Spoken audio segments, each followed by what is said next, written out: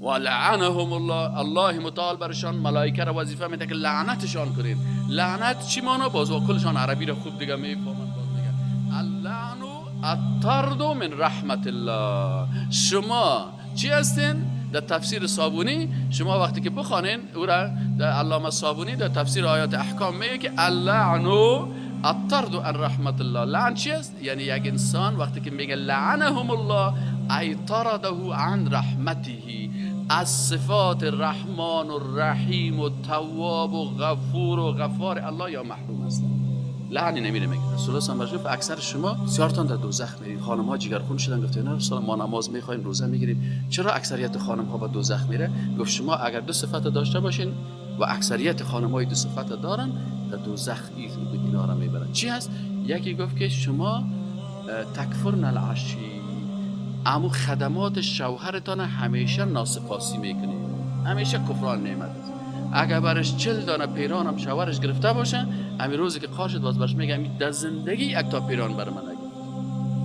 اگر برش 200 قسم غذا آورده باشه، وقتی که روزش شد باز میگه که از پیش تو اصلا خوراک خوب نخوردیم، قربان خانه پدرم، ات پدرم چیزا پخته میکرد، ات کبابا و ات خوردنیا و ات قابلیا بود، از وقتی که خانه تو آمدیم شلغم خورده الکفک هستن. اینا چی میگن؟ یکفرن العشیر.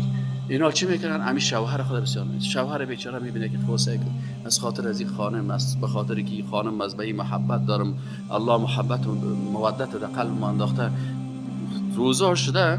این من خودم که استاد پوانتون بودم، در وقتی که استاد پوانتون بودم، در زمان استادیم در پوانتون ما چی کردیم؟ حتی برجی کچالو را جوالی واره پشت کردیم. برای از زن جوالیگری کردم، برای زن مزدوری کردم، برای زن رفتم مثلا بسیاری مردا رو ببینی بیچاره سر کراچی کار میکنه، یک دفعه ترافیک میاد که می آینه که ترازو دمی کلیش میزنه، دیگر ببینی که قمچین میزنه، دیگر ببینی که 15 سیره آرد پشت داره، چی میکنی؟ والا باش که برای خانم اینا چی میگن؟ باز این یک علت شد. اما دل شوهر خودت کت کم میسازه. شوهر میگه که ای کاش با تو هیچ مقابل نمیشد، کاش که هیچ ازدواج نمیکرد. چی حال است؟ فقط به این پرزه گفتن کنایه گفتن. گفت این یادت بدانه موسو کنی. زنهای دیندار که است، از این خاطر علی رضی الله میگه که حسنت الدنیا از زوجت الصالح. حسن دنیا چی است؟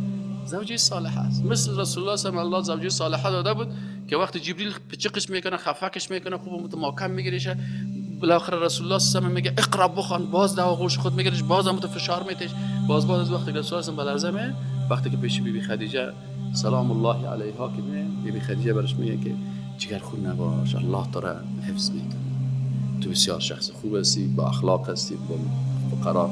این علی رضی الله عنه میگه که حسنت الدنیا از زوجت الصالح. دو عادتشون چی است؟ گفتگاهتان این است که لعنت زیاد میگه. همین دخترکا را که میرام سایل کنی که می جنگ میکنه، این پدر نالت، ای پدر نالت، ای کاکا نالت، ای نالت معناش لعنت است. دشنام از این اینا الله متعال میگه که الله اینا را لعنت کرد. چرا این لعنت گفتن بد گپ است؟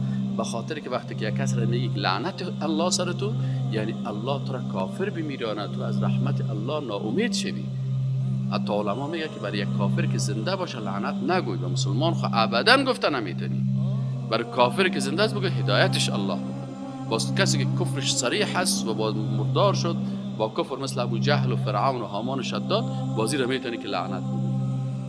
یا ابلیسی که لعنت شده الله را لعنت کرده. اما تو یک انسان یا یک جن که زنده هست برش لعنت نمیگه، بلکه میگه الله هدایت کنه، الله همین کافرها را هدایت کنه، همین منافقا را الله هدایت کنه، همین بیدینا را الله هدایت کنه، همین جنهای خرابی که مردم آزار میدن الله هدایت کنه.